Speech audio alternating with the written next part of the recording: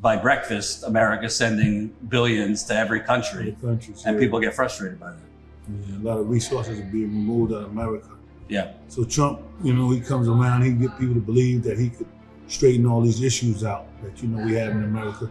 Sometimes people buy into it. They've been living a certain way for so long, they become frustrated and tired. Hey, it's Jordan. I am in Flint, Michigan, East Palestine, Ohio, Tumwa, Iowa. Please support the only independent outlet on the ground covering what the corporate media covers up. Hey, it's Jordan. We're in Detroit in a soul food place, and I got to talking to you folks. You're actually from New York, but you're going to different swing states trying to push people to vote. And you guys have talked to voters on both sides. Your organization's not pushing a specific candidate, but what have you heard from voters as some of their top issues? Well, basically what I heard is like immigration and inflation. People are really concerned about the immigrants and how they have been entering the country. So that's one of their concerns, and inflation. Even though inflation has gone down, and we had a conversation yesterday with supporters, from different parties, and when I told them that inflation went down, they can't really say, they can't use that, So I think immigration is like their main concern at this point. And it's interesting because if you talk to folks, they say immigration, and then you ask them, how is it affecting your life? That was my main question. I think I used that question. They must have heard you say that, yeah. And they can't answer that. So when I mention to them about immigration, first thing they want to say is crime. But what's happening is it's a hysteria that's being created that is creating some type of barrier between separation, I should say, between people that were born here and immigrants. Mm-hmm. And I think that's something that one of the candidates is doing. He's creating a whole lot of hysteria. And that's why people say, well, hey, the immigrants are doing this, they're doing that, they're eating cats. In Springfield, they're eating the dogs, the people that came in, they're eating the cats, they're eating the pets of the people that live there. They invade neighborhoods, and none of that stuff was happening. So one of the things I brought up, I said, well, crime was here before the immigrants. All these immigrants came in, crime has always been here. Yeah. So you can't just blame it on immigrants. Now, what's interesting to me is if you look at cities like Detroit, you go to Wisconsin, Milwaukee, Pennsylvania, Philly, same stuff. Gentrification, development, they're building up like 5 to 10 blocks, nice bars, restaurants, but then they're not investing in the rest of the city. So really, people's economic issues is because of big developers, politicians kind of doing favors for them, but leaving the rest of the city. But somehow politicians have convinced the people that it's the immigrants taking your jobs, not politicians not investing. Yeah, and that's so true. That's definitely so true. And again, the immigrants, people, one lady I was speaking to, I think she was from Lebanon, and one of the things I brought up to her, I said, well, hey, it was a travel ban on certain countries, when we had a certain Trump was elected, right? When certain people, or certain person was in office. I don't think Lebanon was one of them countries, but it could have been one of the countries, of course. And that's what this candidate does, She's a Trump supporter? Yeah. Yes. Creates a whole lot of hysteria, makes fear mongering. Mm-hmm. So now all of a sudden people say, well, hey, this is bad, this is bad. Now don't get me wrong, I've talked to people that support the other candidate, and they feel immigration is a problem too. They just say the way it's being handled. So maybe moving forward, we just got to find out a better way of handling this migrant or immigration problem. Mm-hmm. And have you talked to people who, when they're talking about inflation, are they mentioning specific things? Groceries. Well, groceries, eggs. One thing they said was eggs. Expensive. And I tell the guys, for me, when I shop, I budget. So I shop small, I look for sales. So if eggs is high, I don't eat eggs. I eat something else. I change my diet. So that's how you got to do. You got to be a smart consumer. Mm-hmm. Once you do that, then inflation ain't really gonna hurt you. And do you, obviously you've heard Trump was here and kind of crapped on Detroit. I don't think anything that we're talking about today is high on her list. The whole country is going to be like, you want to know the truth? It'll be like Detroit. Our whole country will end up being like Detroit if she's your president. You're going to have a mess on your hands. I don't know if that's the smartest strategy to criticize the city you're trying to win votes, but I don't know. I've talked to a couple black men in particular. A lot of them seem to like Trump here for whatever reason. Have you come across that? Well, again, I look at young black men.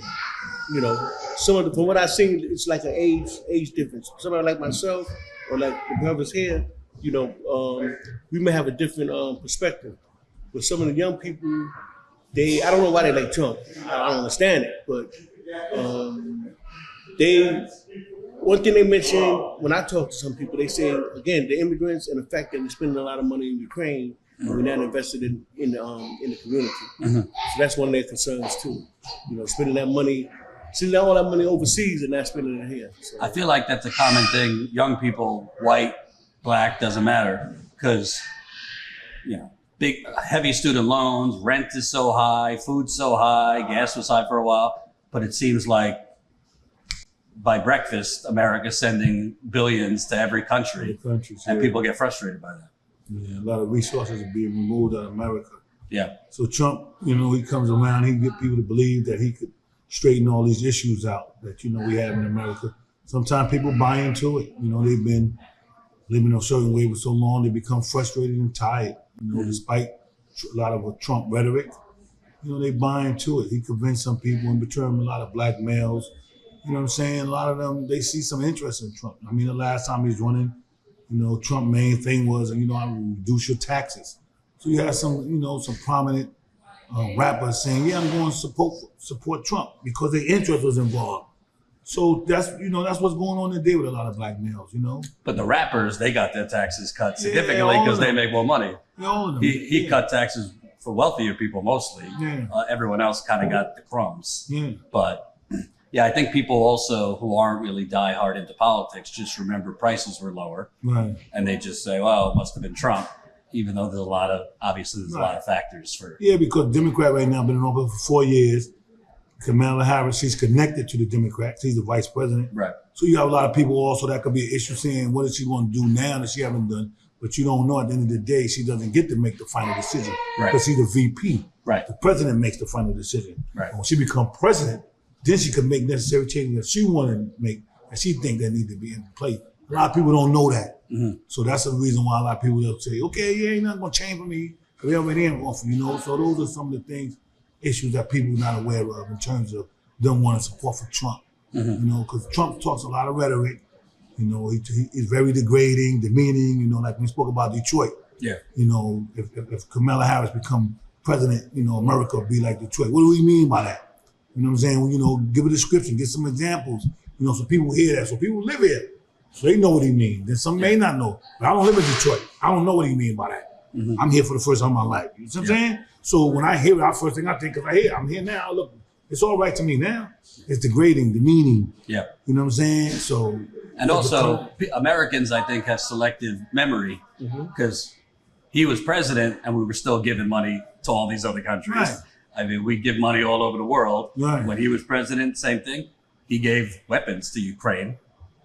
So I think people, because prices have been higher, they just kind of remember, or they just focus on who's in office now, but they forget about him. Easily. Yeah, they easily forget when it comes to Trump. But again, the main point thing is, we just got to get people out to vote. Let them know, listen, it's one time in history, American history in particular, when you come out, man, vote, register to vote, cast that ballot.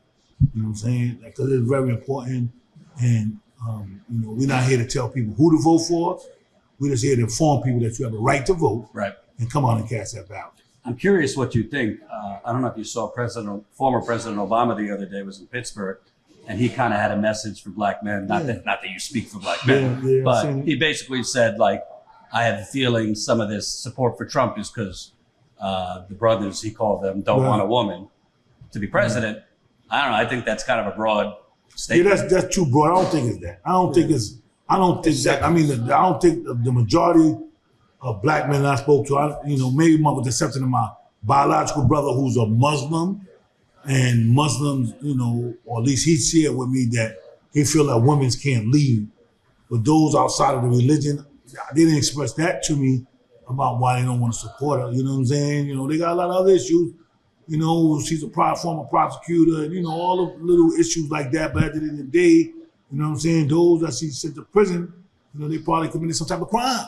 Yeah. And she was only doing her job. Now, if she did some stuff unjustly and was constantly doing it, as a consistent pattern, then it's justified. You don't want somebody like that. But now we looking at Trump, we looking at her, then we got to say, okay, we selecting the lesser of two evils. And as black people in America, we don't need no evil. Yeah. You know what I'm saying? So those are things that I see. Yeah, I interviewed some older black women at a church earlier, and they've been longtime Democratic Party activists, knocking on doors for local Democrats, federal, and they're just tired. Of what? Local Democrats not delivering for them, I guess. Well, Republicans haven't delivered for them either. So, yeah. It's like we just have to put somebody in there that's going to do what we voted for them to do what they said they're going to do. Mm-hmm. And a lot of times people, they get in office and they don't fulfill their promises. But we can't expect them to do everything. That's why as people of color, we got to start doing things for ourselves, and us by mobilizing and getting people to vote, we got to put the right people in there that's going to have our best interests, at heart, mm-hmm. Because sometimes politicians get in there and they don't do what they're supposed to do. That's on both sides. Yeah. So it's both sides of the aisle. For sure. And with your organization that you're trying to inform formerly incarcerated, it's interesting to me because we've seen years ago, Florida, there was a ballot measure to restore former felons' voting rights. It passed, but then the governor basically issued a poll tax. So it's harder for former felons to vote there.